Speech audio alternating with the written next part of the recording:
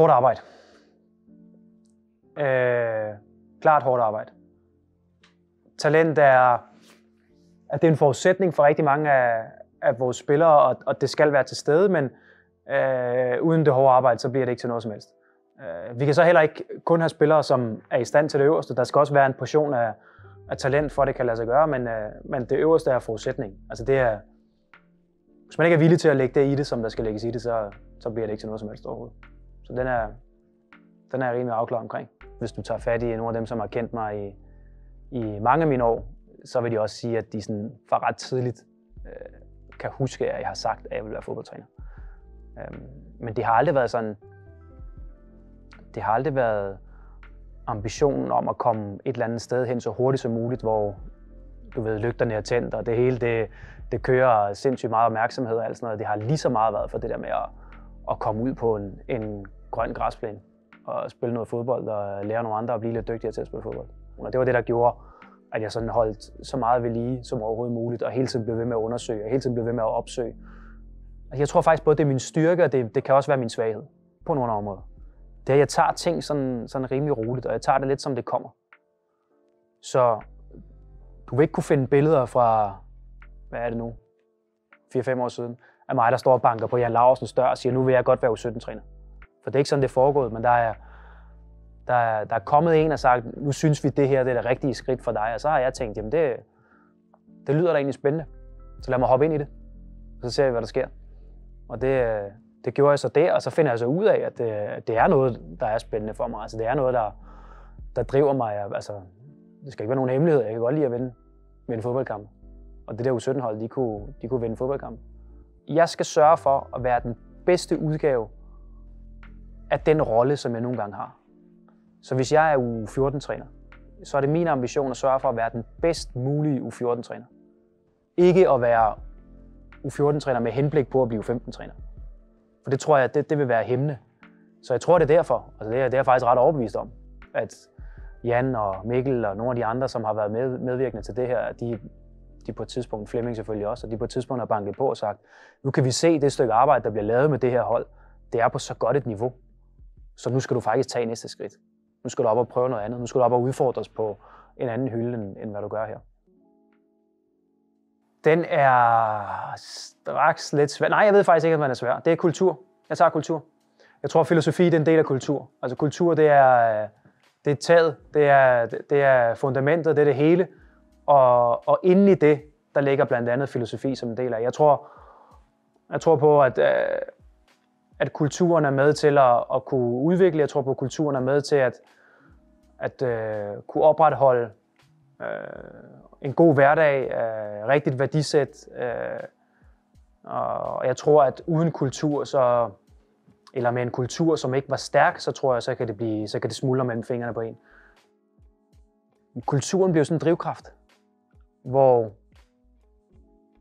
jamen, alle går på arbejde med et fælles mål.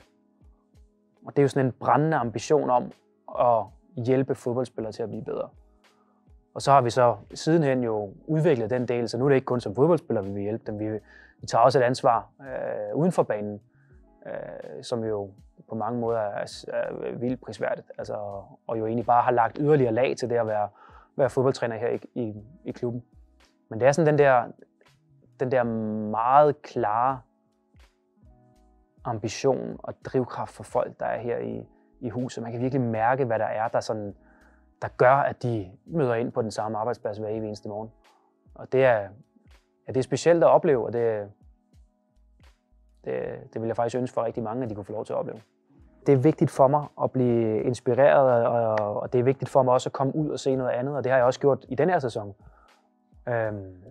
Og det er noget, jeg har talt rigtig meget med Jan blandt andet om, at det er vigtigt for mig som person en gang imellem lige at kunne tage 4 dage, hvor jeg kommer ud og ser noget andet, og den mulighed har der også været i løbet af den her sæson. Og ellers har jeg jo lært rigtig meget. Jeg kigger på Flemming. Jeg ser, hvordan Flemming gør hver evig eneste dag. Og så tænker jeg tit tankerne, okay, hvad vil jeg gøre i den her situation? Hvordan vil jeg håndtere den her situation? Jeg har kigget på rigtig mange andre, både cheftræner og assistenttræner. Jeg kigger på vores akademitræner og ser, hvordan de håndterer situationer. Og så forsøger jeg at samle det alt sammen, og så forsøger jeg at gøre det til mit eget. Og det er egentlig sådan, sådan som jeg har gjort nu. Fordi i den tid, hvor vi har talt lidt sammen, så har det også været vigtigt for mig at sige, jamen, jeg er assistenttræner, og min rolle er, som den er beskrevet. Og det er vigtigt, at det er den rolle, jeg skal udføre, indtil der er noget andet på plads, og ikke et sekund før. Det har også været vigtigt for mig. Jeg har jo en forkærlighed for det italienske, det kan jeg ikke lægge skjul på. Men jeg vil sige, det bliver for defensivt. Og jeg vil også være opmærksom på, at jeg er jo ikke en træner, som vil ned og parkere bussen og ned og spille så defensivt som overhovedet muligt. Så det bliver ikke den øverste. Det bliver den nederste, og det er ud fra en ambition om, at jeg synes, vi skal have bolden hele tiden. Og vores spillestil, den bygger på, at vi skal være dygtige med bolden. Sige, der er nogen, det ved jeg, der siger, der kalder mig sådan en træningstræner. Og det er ikke forkert, fordi jeg er klar over, at hvor meget man kan rykke et fodboldhold med god træning. God og tydelig træning. Fordi så får vi afklaret alle de der situationer, der opstår i en kamp. Det skal vi have trænet, så når kampen den folder sig ud, så er tæppet deres. Hvis vi starter med trænerperspektivet, så er det, når jeg har ideen om, at alle spillere er med på, hvad der skal ske hele tiden i fodboldkampen. Fordi det betyder, at vi er på forkant. Og det betyder, at vi har initiativet, og vi hele tiden kan ligge og jagte det næste mål. Fra et fanperspektiv, så vil det sige, det vil være nogle af de kampe, hvor vi har været allermest målsøgende. Hvor vi, selvom vi ikke har haft bolden, så håber jeg, at der har været en sådan fornemmelse på stadion herude. Man siger, okay, det kan godt være, at vi ikke har bolden lige nu, men der ligger et eller andet og venter. Der skal ikke ske ret meget, før vi kan tage bolden og løbe ned og score. Og når vi har haft bolden, så har forhåbentlig fans, der sidder derude og tænkt, jamen det går så stærkt, og det kører i sådan et tempo, så modstanderen kan jo ikke være med mere. Det er bare et spørgsmål om tid. Så det er jo sådan et, jeg vil ikke sige perfektionistisk, for det er jeg ikke, men det er jo sådan et eller andet, en ambition om, at det hele skal gå op i en højere enhed. Men den der ambition om, at alle spillere er med på i alle faser, hvad der skal ske, så bliver det som en symfoni, ikke? Ja, det er jeg heller ikke i tvivl om. Klart sejr. Klart. Helt klart. Man kan sagtens udvikle, selvom man spiller for at vinde. Men at vinde fodboldkampe det er alt overskyggende. Det er det handler om. Samtidig med, at vi så spiller for at vinde fodboldkampene, så skal vi sørge for, at vi udvikler vores spillere. Vi skal sørge for, at vi udvikler vores spillestil. Men vores spillestil er lavet på og baserer sig på, at vi mener, det er den vej for os til at kunne vinde fodboldkampene på. Og som vi også kan se, når det kan lade sig gøre for os at vinde fodboldkampene, jamen så sprudler vores spillere også, så udviklingen bliver en del af det at spille for at vinde. Men vi spiller for at vinde i alt, hvad vi deltager i. Jeg giver sådan en intensitet og sådan en agerighed, som jeg håber kommer virkelig tydeligt til udtryk. Jeg håber, jeg kan være med til at drive folk, og være med til at få presset alt ud, og få gjort, at okay, vi skal gå efter de sidste procenter. Vi skal hele tiden gå efter det næste, der ligger. Og der er jo enormt agerig sådan generelt i min stil, men min måde at være på. Jeg presser til dem, der er omkring mig. Jeg presser til vores stab og til vores spillere og siger, det er fint, vi har vundet i dag, men kan vi ikke sørge for, at vi gør sådan her næste gang? Kan vi ikke hele tiden blive ved med at skubbe til nogle ting?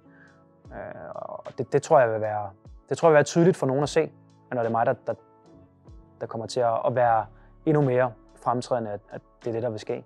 Og så bliver vi stærkere, fordi vi får Flemming også i en anden rolle, hvor han kan gå lidt længere tilbage og blive endnu mere analytisk. Vi sidder jo meget og analyserer kampene, når de er i gang. Nu kan vi få Flemming et andet sted på stadion. Sidde og kigge endnu mere grundigt efter nogle specifikke ting. Så jeg tror faktisk på, at vores især kampsetup kommer til at blive endnu stærkere, end hvad det har været i efteråret.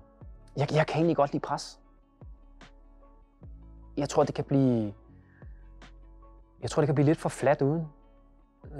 Ikke fordi jeg er drevet af presset nødvendigvis, men det er også vigtigt at forstå, at når man som jeg arbejder med noget, jeg virkelig brænder for, og virkelig har nogle ambitioner og nogle drømme, både på mine vegne, men også på spillernes vegne, så er der enormt pres på mig selv, som jeg giver mig selv. Spillerne lægger et enormt meget pres på sig selv, uden at der behøver at komme nogen udefra og fortælle dem, at der er pres på. Så vi er vant til at arbejde med det pres. Vi er vant til at arbejde med, at der er, lige meget hvordan man vender og drejer det, så er der jo en eller anden tidshorisont. Du kan ikke slå igennem som fodboldspiller, når du er 38 år. Og du skal nok også have gjort det 18-20 år tidligere end det, hvis du skal have en chance. Så der er jo et eller andet pres, der hele tiden bliver arbejdet med, både sådan kvalitetsmæssigt, men også tidsmæssigt. Så jeg vil sige, vi er langt hen ad vejen og er vant til det, og jeg har det fint med det. Selvfølgelig hedder titlen cheftræner, men derfor er jeg stadig holdspiller. Og det er vigtigt, at vi egentlig bare, nu siger jeg bare, for det er jo selvfølgelig, det kræver en del, men vi skal holde fast i det, som vi har gjort hidtil. Og den plan, som er lagt, og den strategi, som er lagt, og det er jo, både som vi ser fodboldspillet på banen, vi ser det på samme måde udenfor, det er et stort holdspil. Så det glæder jeg mig egentlig bare til at fortsætte med.